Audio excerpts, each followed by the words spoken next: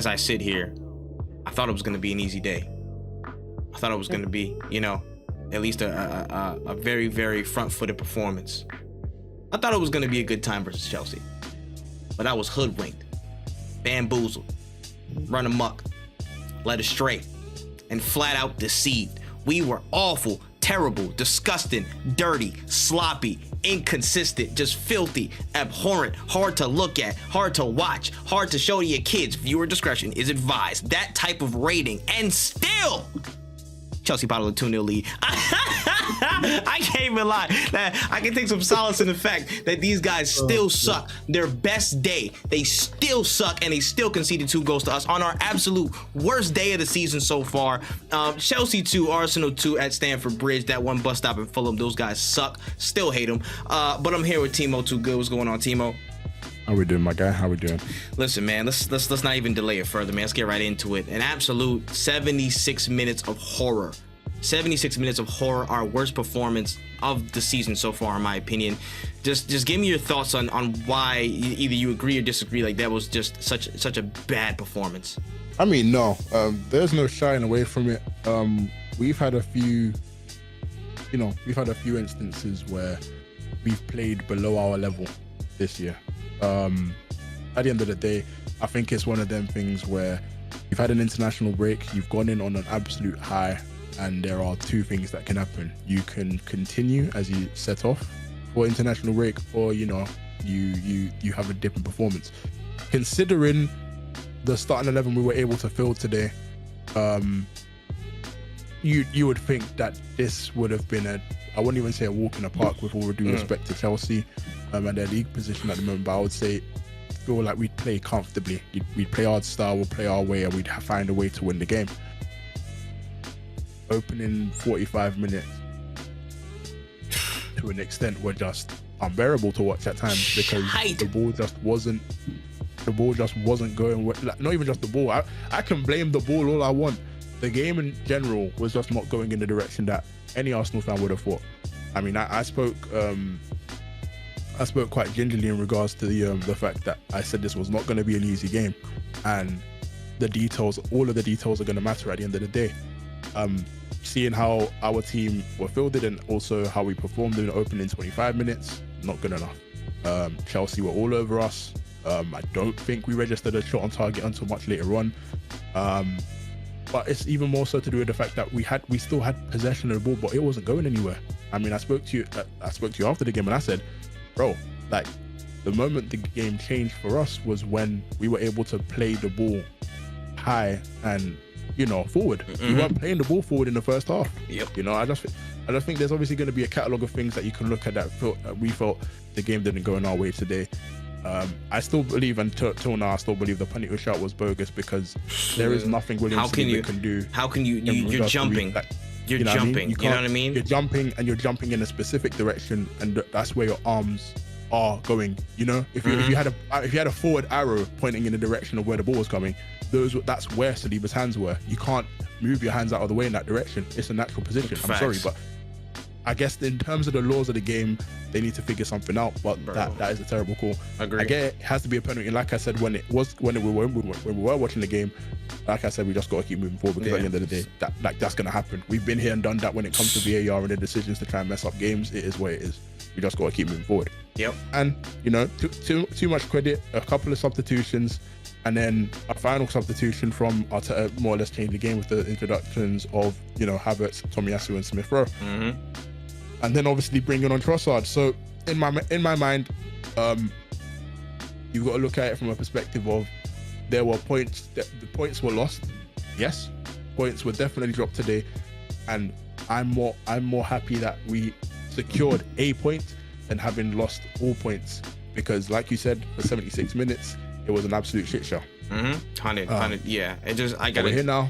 Yeah, I'll jump on it too. It's just, I'll start with the negative. Yeah, just dog shit performance. Again, like, we just weren't winning duels. We were, energy wise, looked off. Just the level of the absolute absence of any like verticality at certain points was ridiculous, bro. Like, just get the ball up sometimes, and it just some of the positioning and defensive transition, some of the just the way things were just moving, bro, allowing certain things to just develop instead of stamping them out, again, crunching them down, stepping on tackles when we need to, closing space when, again, things could have been mitigated way more in that first half, and the second half was an improvement. But yeah, first half was 100% our worst half of the season. It just felt devoid of any fucking energy, bro, anything, man. And the wingers weren't attacking fullbacks trying to get to the byline. Like, I only saw probably like one move to the byline in the first half from any winger, and that was a shame.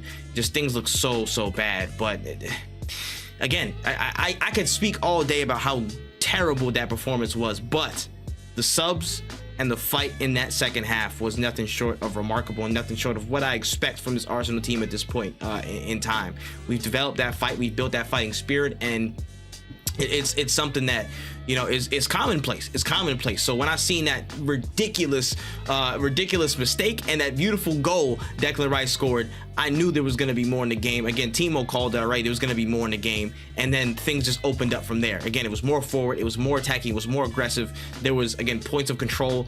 I wish we had just a little bit more composure after we equalized, just in certain parts of the game. But again, I think certain ref decisions kind of stopped the flow in our favor, and that kind of shored the game up from there. So it is what it was, you know what I'm saying? At worst, this is 2 points dropped in a shit performance. Our worst performance of the season. This needs to be a slap in the face to everybody that, hey, you need to wake the fuck up. We need to be on the ball. You also got to remember, that's our worst performance, and it wasn't a loss. And that's the other side of the coin, I want to say. Yeah. Our worst performance, and we still came back from 2 goals down with about 13 minutes left in the half, and, you know, beat this Chelsea side, who, again, they don't I'm pretty sure they don't concede too many goals. They've been defensively pretty sound overall against when the stats wise, but when we turn up, we can actually, like, blow teams away, and we can actually, again, come back from deep deficits. So the fighting spirit and not losing is important, but also we have to start the games how we intend to finish. That's the beginning and end of it. We have to do that, or else we're not going to be with the earshot of the title. Again, I said it beforehand. If City are going to get mad now and they're going to go on a run, you know what I'm saying, where they see things out and shore things up, they're going to rack wins together, we have to be on that same type of time. We have to show intent throughout a 90 minutes and not turn on at the end of a game. We can't just rely on that, because our luck's going to run out if we keep using it up. But we can get straight to the ratings, man. I'm starting with David Raya. I ain't gonna lie, I'm starting with David Raya. I'm giving my man's I'm giving him a 5. I'm giving him a 5. He's lucky he's not a 4.5 today. I would have gave him less. 5 today.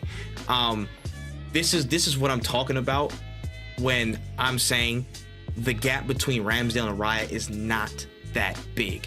And again, it's a sense of he's done some good, confident things so far, but there have been mistakes throughout a lot of his performances so far for Arsenal. And again, I rate him as a keeper. I rate him again in this role. But today it was just nothing but it was nervousness. It was like treating the ball like a bomb in certain respects, just hoofing it. Wasn't really accurate with some of the long balls he was trying to distribute to. Things weren't really going too well on his end. I feel like it only improved when Havertz came on the pitch later in the game and he could be more vertical and get right to the point of the matter, and had a little bit more options. But it just wasn't on for him today. Again, some howlers. The howler for the Mudryk goal, just ridiculous. Again, he almost, again, in the pass back, I think it was a pass between him and either Rice or something like that, and some guy messed up between him and somebody else, but that was a howler. He gets a solid 5 for me, man. I'm sorry. Okay. It's comp to that as well. I think that one's always going to be difficult for any goalkeeper to stay on the line, because they've always got to choose between that. Now, okay, so the way I look at it is he's got to choose between intercepting the ball where a defender's going to try and stop stop Sterling from getting ahead on goal, or he's got to stop the cross. And considering the position that Mudryk's taken, there's no goalkeeper in the world that's going to predict that that's going to go far post. No. And again, that's just the instance of the game, and I can concede that. But beyond that, you can't tell me. You can't tell me that a lot of the nervousness and just the fear. No, I'm not. Again, you know I'm not disagreeing with Yeah.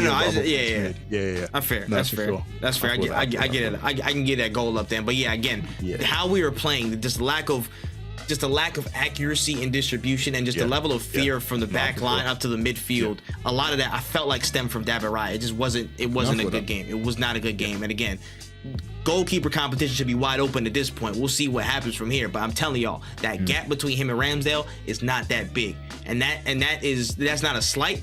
I think that's just how it looks. At least how it is. As objectively as I can possibly put it. Yeah. It's confidence and form that makes the difference between these two players at this point. That's really it. Honestly, on the upper side, Ben White this game. I think I'll actually give Ben White a 6.5. There aren't too many players on the field that I would actually give a high rating today, and he'll probably be on the edge of that, the start of the high ratings for me, because whilst things were looking bleak, and again, I go back to the fact that, you know, Saka and Martinelli, they didn't have too much success, but where the areas that they did have success, or specifically Saka here, is when Ben White was able to overlap. Defended quite well, didn't really get or didn't really let Sterling, you know, really perform to the best of his abilities today. But also helped a lot more with the other central defenders. Came into midfield a couple of times to kind of stop some counter-attacks. Positionally, I don't think he did too bad. There isn't much he could have done with the Mudryk goal, in my opinion. The ball's gone over the top. He's actually tried to stop the ball before it's been played to Mudryk. So again, there's only so much he can do. But besides that, I think with going forward, although we didn't have too many runs, I feel like he played perfect passes for players in the box to try and obviously muster up a goal or something. It didn't happen, but you can only do what's in front of you from Ben White's perspective, and I feel like he did that today. So that's why I give him a 6.5. Yeah. William Saliba, I'd say I'll probably go 5.5 somewhere. Maybe could go 6, but again, unfortunately, he was caught with the handball thing, which is contentious. But you know, it is the name of the game. I don't want to factor that all into my rating, but you know, there was a couple of mistakes and a couple of shaky moments that were from, again, William Saliba. Again, rare mistakes that we don't really see too often. It was just again a high pressure situation from across the whole back line in general. But yeah, definitely not his best showing. Definitely had some moments of redemption, of course, but I just felt like, again, on the front foot, it wasn't happening as often. I will credit him though, when times where balls weren't being played vertically enough, when they were playing forward, Saliba was a kickstarter for that out of everybody from the back line and midfield. So I'll give him some credit for that, but I'm still going to stick to 5.5 for my rating. Gabriel Magalhaes. Really give him a 6. Again, like I said, I feel like when I look at where the scoreline was at 2-0, and if I look at the performances that more or less kept us in the game and kept it to 2-0, I think Gabriel, Ben White have to essentially be in and around the same rating. Yep. Of course, I'm not going to say that defensively, as a whole team, we didn't play well. But I will say that when Gabriel was needed today, in certain circumstances, I feel like he did exactly what he had to do. Whether it be clearances, headers, playing the ball forward. At times, he was the person that was trying to break lines, and we were expecting it more from Jorginho or more from Odegaard in a sense. So, I guess in terms of earlier on in the game, and essentially the late stages where we were still 2-0 down, he kept us at bay. Of course, I can talk about Raya and a few of the mistakes he made, but I feel like Gabriel obviously made up for some of the errors that were there as well. So, I would say he gets a 6 from me. Yeah.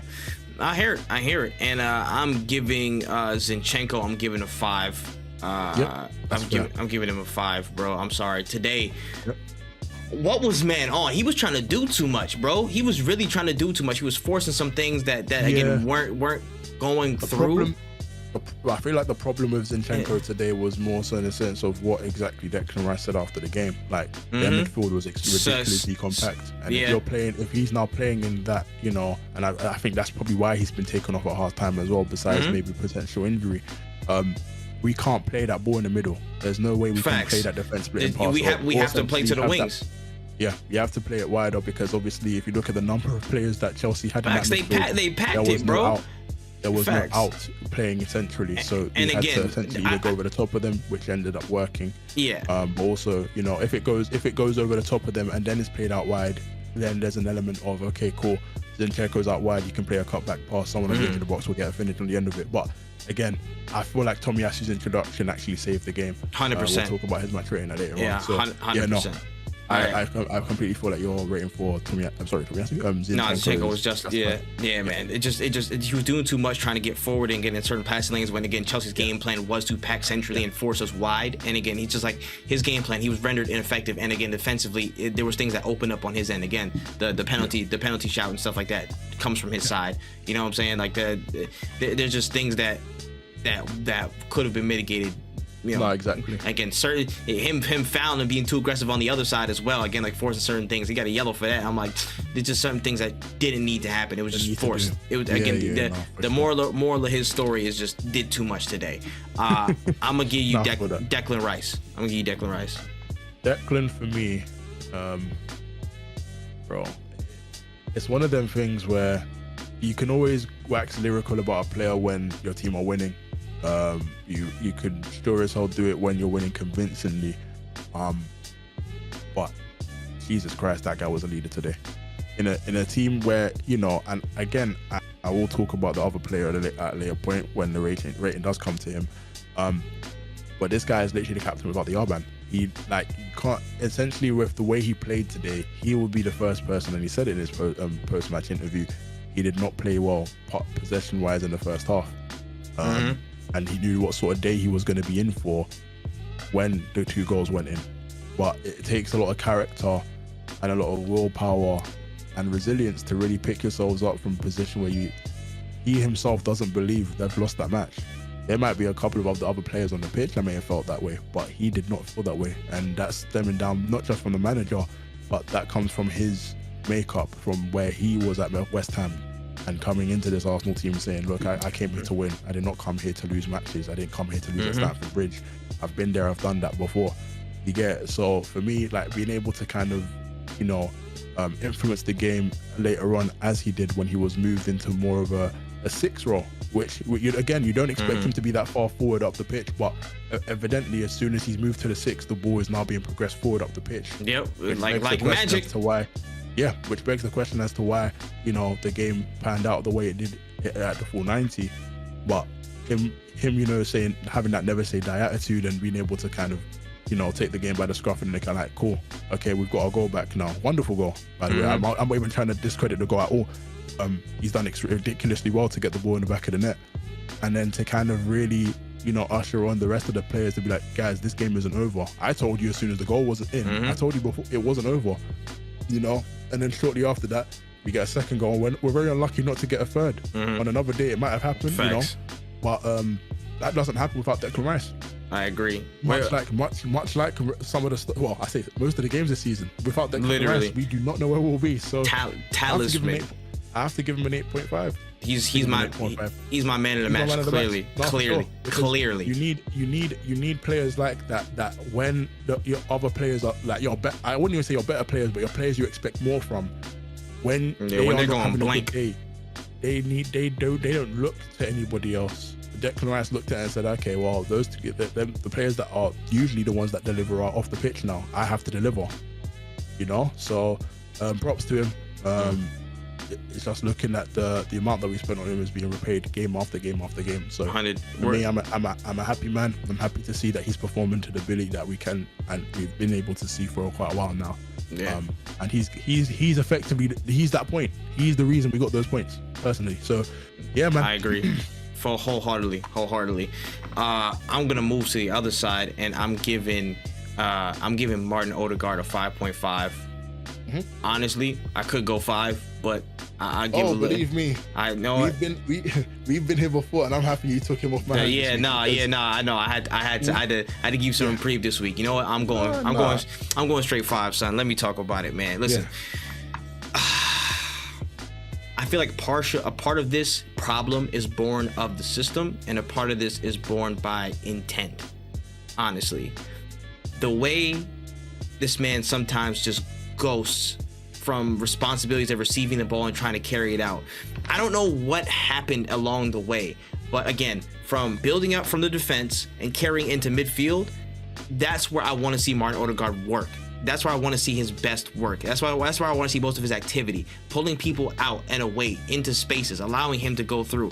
I only see him pop up sometimes driving into the final third or trying to make some things happen. I don't want to just see him there. I want to see him build in all phases, specifically in the first and second. But I just feel like what's been happening lately and across the season is like he hasn't had that license to pick up the ball as often, or maybe he just isn't born in the system. You know what I'm saying? I don't know what exactly is happening, but today Martin Odegaard just hasn't been.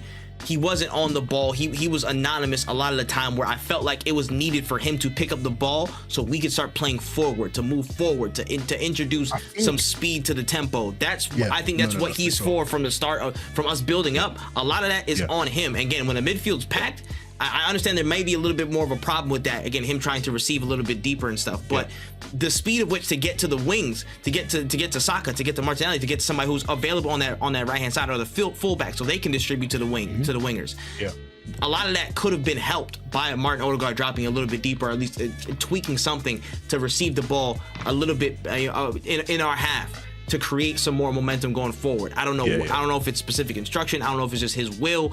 But again, you can credit him for the pressing and the work rate. I will never discredit him for that. But it's just the execution in the build up and how we play. I just feel like it just wasn't working. It wasn't working with him today.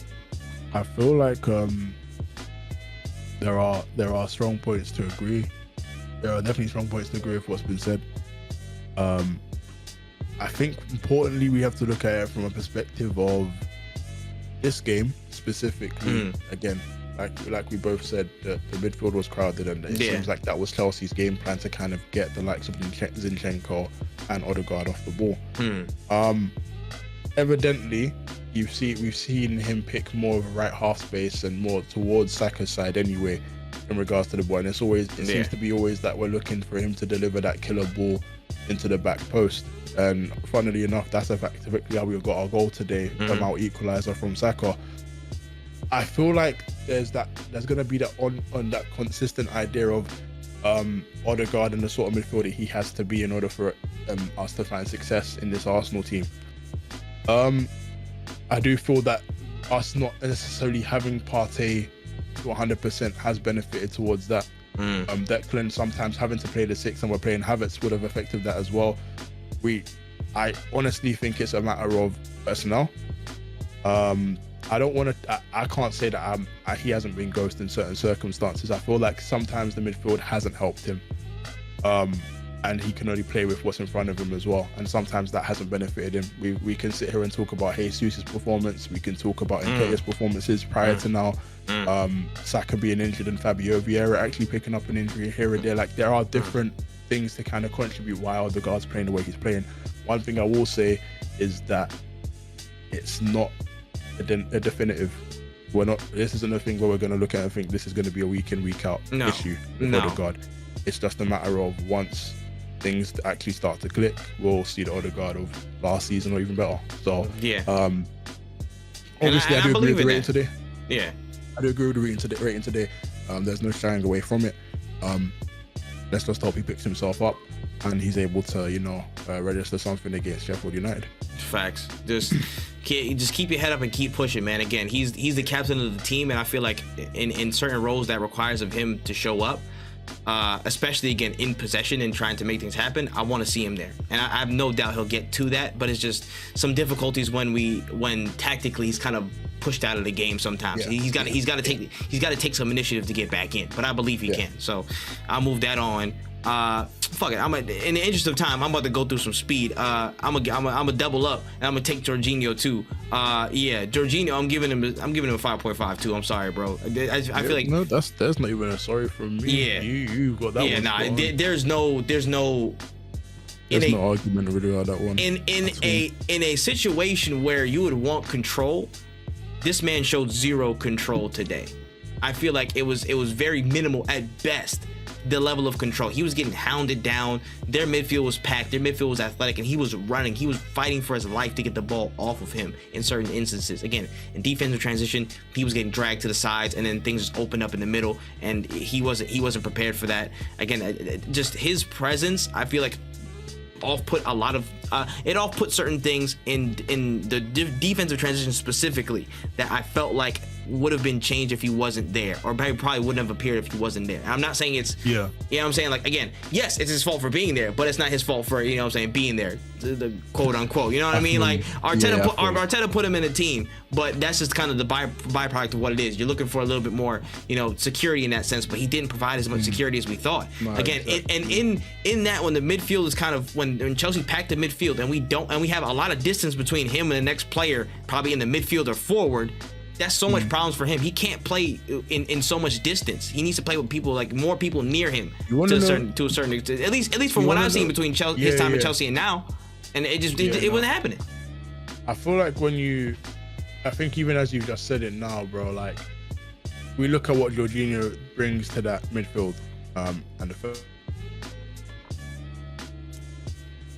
Yeah, so if you look at how you know, Zinchenko played today, and you look at what he brings to the team, well, the first thing you'll think of is control, as we said. But then you also look at what Zinchenko, did I say Zinchenko or did I say Jorginho?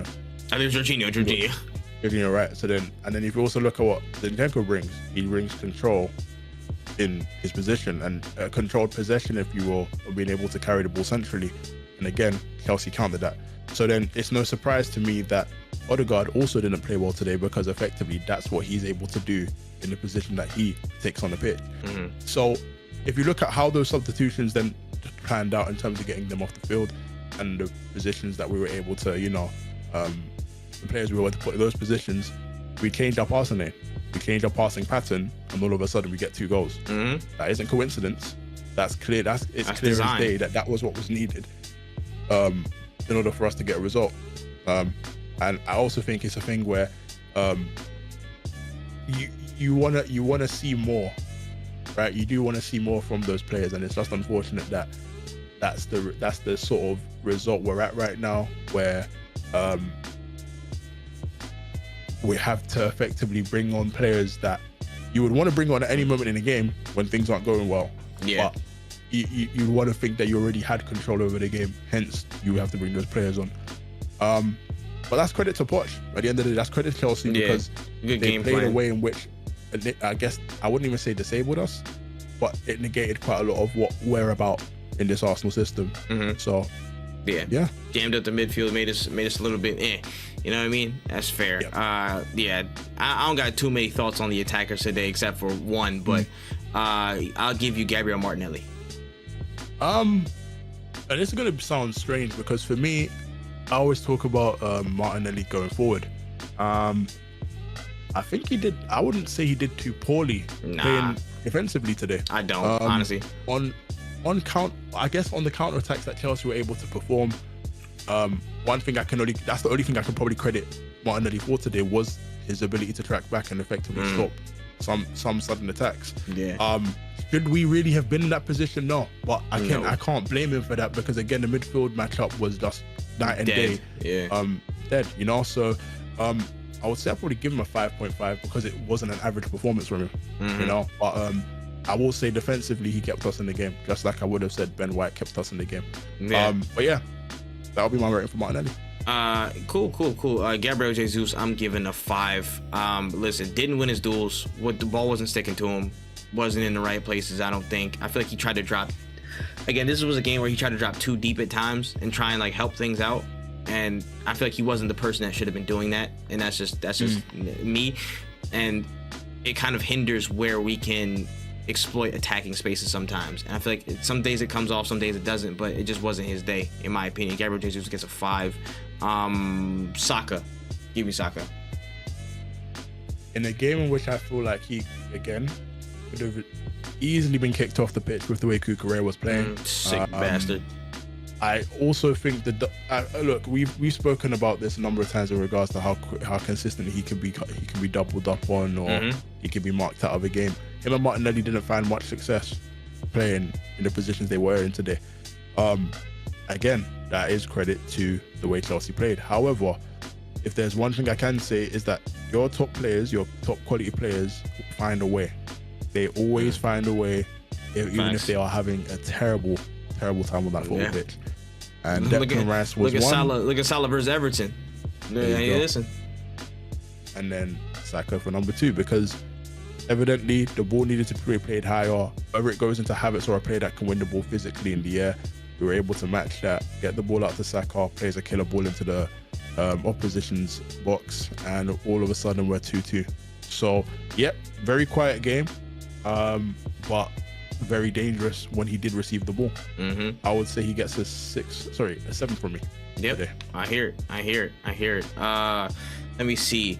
Takahiro Tomiyasu from the subs bench. He gets a 7. He gets a 7, probably a 7 at least. So 7 point. Yep. Yeah, 7. Yeah, yep. I'll say 7. Eddie Nketiah, I'll give a 6 off the bench probably. I feel like so. Unfortunately, 6 is fair. If that goes in. Oh, if that goes in, that's a 10. That's a 10. I don't care. I'm throwing that all day.